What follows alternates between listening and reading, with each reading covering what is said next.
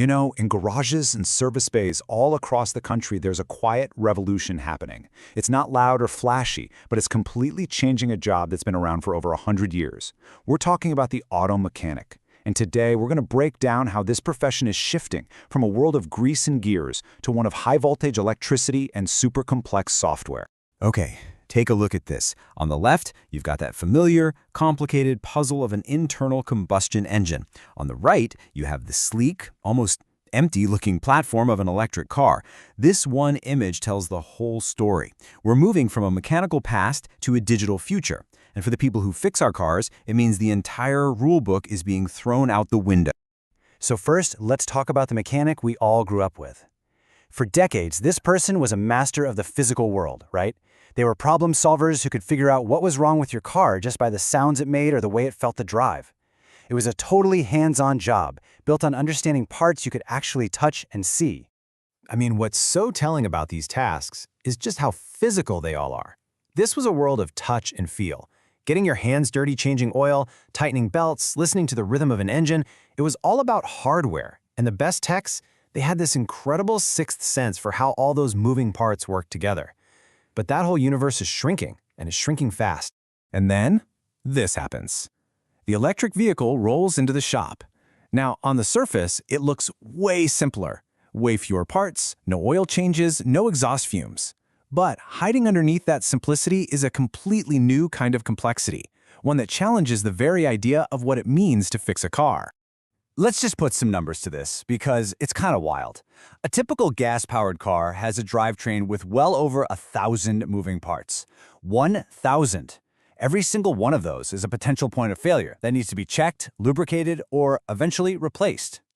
Now look at this. The EV drivetrain, it has fewer than 100 moving parts. That is a massive, massive change. That reduction in mechanical stuff is like the first earthquake to shake the auto repair world. But it also makes you wonder, where did all that complexity go? So, if the job isn't about thousands of greasy mechanical parts anymore, what is it about? Well, the first big shift is, quite literally, a shock to the system. We are talking about the life-or-death reality of working with incredibly high-voltage electricity. So what really is the single biggest difference for this new kind of technician? It's not a new tool. It's not some complicated repair manual. No, it's a new invisible danger that every tech has to respect before they even think about picking up a wrench. And here is your answer. A traditional mechanic works with a 12-volt car battery. You could touch the terminals, no big deal. Modern electric vehicles, they have battery packs pushing over 800 volts. That is absolutely lethal. So the main takeaway here is that safety is no longer just part of the job. It is the absolute foundation of everything you do. To manage this crazy risk, every certified EV technician masters a protocol called Live Dead Live. It's a mantra. First, you use a meter to confirm the system has power. Yep, it's live. Second, you follow the exact procedure to shut it down and de-energize it. And third, the most important step, you test it again to confirm it has zero energy. You never, ever, ever assume the power is off. This new danger also means a totally new uniform. Suddenly, a mechanic's gear looks more like what a high-voltage electrician wears. We're talking Class 0 insulated gloves, an arc flash face shield to protect from electrical explosions, special boots. It's more than just new safety equipment. It's a perfect visual of how deeply this job has changed. Okay, so we've covered the electrical danger, which is huge, but the second big shift is just as profound. The most important tool in the shop is no longer a wrench. It's a diagnostic laptop. The car has become a computer on wheels, and a lot of the repairs now happen in the software. Let's use a real-world example to see what this actually looks like. A Tesla owner in Michigan has this really frustrating problem after a big snowstorm. Her car just won't charge at home anymore. There's no visible damage, nothing looks broken, it just gives her an error message. Now, how does a mechanic even start to diagnose that? The owner tries all the obvious stuff. She reboots the app, the classic turn it off and on again. Then she tries a public supercharger and, get this, it works, which is really weird. A visual check of the car's charge port shows absolutely nothing wrong. So by all the old school rules, there's no physical problem here to solve. This is where the new mechanic really shines. They don't reach for a bigger tool, they plug in a laptop. They use this specialized software. In this case, it's called Tesla Toolbox, and it lets them have a direct conversation with the car's computers to see what's actually going on under the digital hood.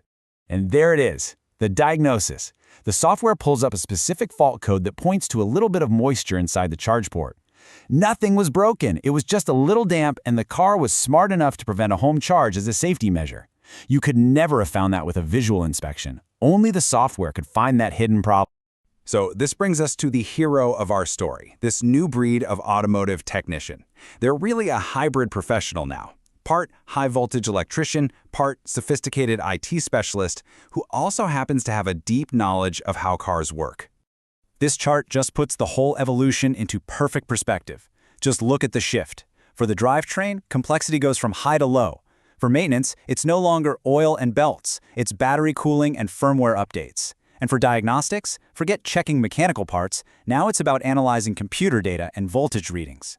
This isn't a small adjustment, it's a complete reimagining of the job. So, how do you even become this new kind of technician? Well, the training paths are changing too. Community colleges are launching brand new EV programs. Car makers like Tesla have their own intense training boot camps. And for mechanics who are already in the field, there are new industry certifications, like the ASE L3, that are becoming the new gold standard. Now, with all this change, you're probably wondering, is this even a good career anymore? And the data says, absolutely yes. For anyone who's willing to adapt and learn these new skills, the demand is strong and the future looks really bright. So let's talk about what that really means for a paycheck. The median salary for an EV tech is projected to be right around $54,000. But the real story is for the specialists. The techs who truly master the software and the high-voltage systems, they can earn close to $90,000 a year. This is a field that is really starting to reward deep expertise. And the job growth is looking really stable and reliable. We're talking about 4% growth over the next decade, which is right on par with the average for all jobs in the country. It just makes sense, right? As more and more EVs hit the road, the need for skilled people to fix them is only going to keep growing. And believe me, this evolution is not stopping. When we look ahead, the next big thing on the horizon is called zonal architecture. Basically, think of it like upgrading the car's entire nervous system. Instead of miles of copper wires, cars will use a few super powerful computers connected by a high-speed network.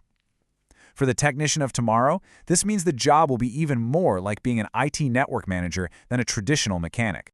So this is where we are. This transformation from a mechanical, hands-on craft to a high-tech profession, it isn't coming anymore. It's already here. The tools have changed, the dangers have changed, and the skills you need have fundamentally changed.